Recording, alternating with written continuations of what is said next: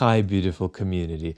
Let's talk about Trump's statement over Christmas about Panama Canal, Canada, and Greenland, just as a way of orienting ourselves in a world that seems like an increasingly unintelligible political carousel. Here is Trump. Merry Christmas to all, including to the wonderful soldiers of China, who are lovingly but illegally operating in the Panama Canal, always making certain that the United States puts billions of dollars in repair money, but will have absolutely nothing to say about anything. Also to the governor, Justin Trudeau of Canada, whose citizens' taxes are far too high.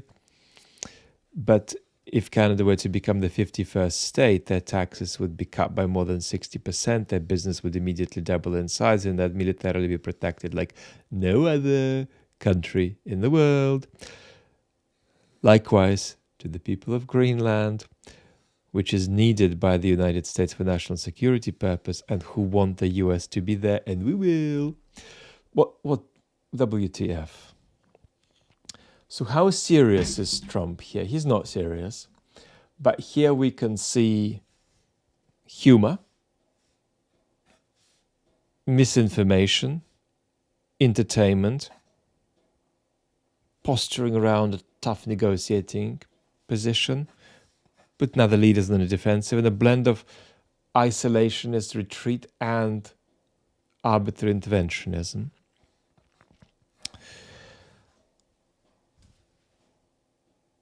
Psychologically, the feeling about this is that we're in a world in which history has excreted a counter-elite of very low quality, with the previous elite having run out of steam, having encountered the crisis of legitimacy,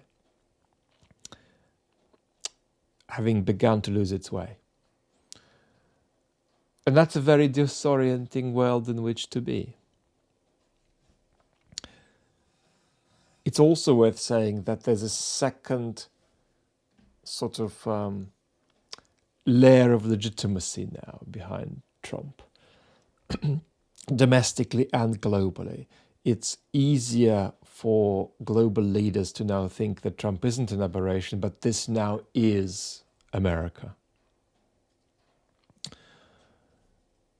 And one of the things you might miss here is something that gets an unfairly bad name in politics, is hypocrisy. Because there's one kind of politician who talks as though they respect the rules of the game and sometimes breaks them. But there is the other politician who breaks the rules of the game and doesn't talk as though the rules are there at all. And pre-political optimism will tell you that the way out of hypocrisy is to match your walk to the talk.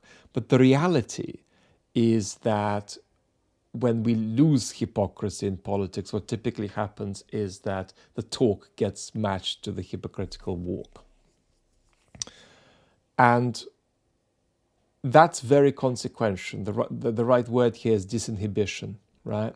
So when the United States doesn't just from time to time go against the international norms it has allegedly been championing, but actually talks as though they aren't there, that has a disinhibiting effect and normalizes what China might be up to, what Israel is up to, what the Russians got up to in Crimea in 2014, let alone more recently.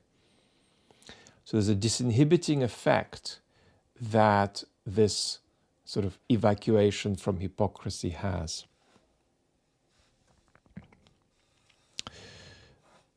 And I think there are two messages there in Trump's lines. One is that wanting something is a reason for having it, even if that goes against international norms.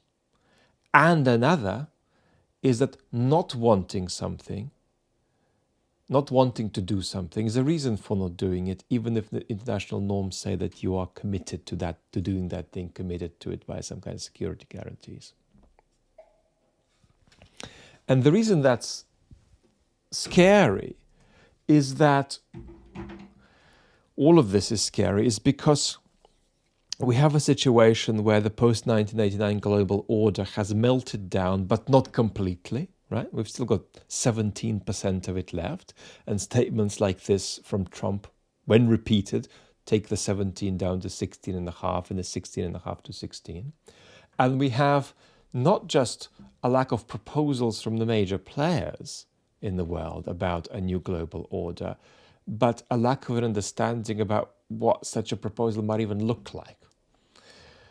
And that's disorienting. Look at the conflict in Eastern Europe, where neither the West nor Ukraine nor the Russian opposition, the least important of the players here, have anything strategic to offer, right, about reimagining the global order. And so therefore the best thing we can do is appreciate that we are migrating into a kind of return to history as usual. That's not a return to the recent history, right, that's been more conducive to the sustenance, if hypocritically and erratically, some international norms. We're moving out of that toward a kind of return to history as it's always been. But we still have some of that post-1989 order in place. And it's better to keep as much of it for as long as possible, even though the inevitable trajectory for it is degradation. So 17 is better than 7. And you might say, well, that's a very dispiriting enterprise. That's not worth fighting for. Well, it really is, right? It makes a palpable difference to the well-being and the survival of significant numbers of humans around the world if we appreciate that 17 is better than 7. And, last remark, just because you don't have an idea of how any new order might realistically be proposed, having a dialogue about it is still constructive in your public space, right? Enough. Lots of love.